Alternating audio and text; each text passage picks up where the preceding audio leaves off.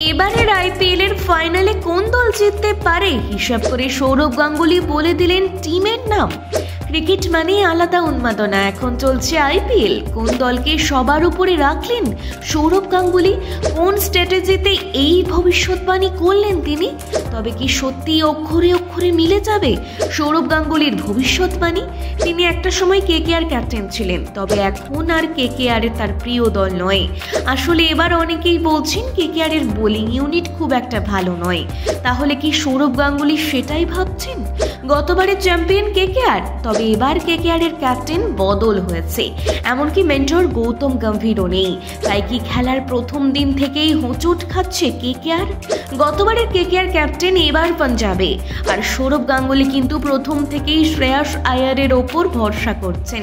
KKR এর হারের কারণ নিয়ে বলতে গিয়ে সৌরভ গাঙ্গুলি প্রশ্ন তোলেন, রিঙ্কু সিং থেকে আন্দ্রে রাসেল ভালো ব্যাটসম্যানদের এত পরে কেন নামানো হচ্ছে? কেকেআর এর ব্যাটিং নিয়ে ভাবা উচিত ছিল বলে জানিয়েছেন সৌরভ, এবং তিনি আরও বলেন প্রতিটি দলের বোলিং অর্ডার খুব ভালো হতে হবে।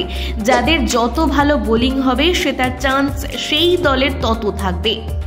আপাততভাবে পাঞ্জাবকে এগিয়ে রাখছেন সৌরভ গাঙ্গুলি। এবার পাঞ্জাব আইপিএল জিতলে নতুন ইতিহাস হবে। ভিডিওটি ভালো লাগলে লাইক, কমেন্ট, শেয়ার করে আপডেট বাংলা পেজটি ফলো করুন এখনই নতুন আপডেট পেতে।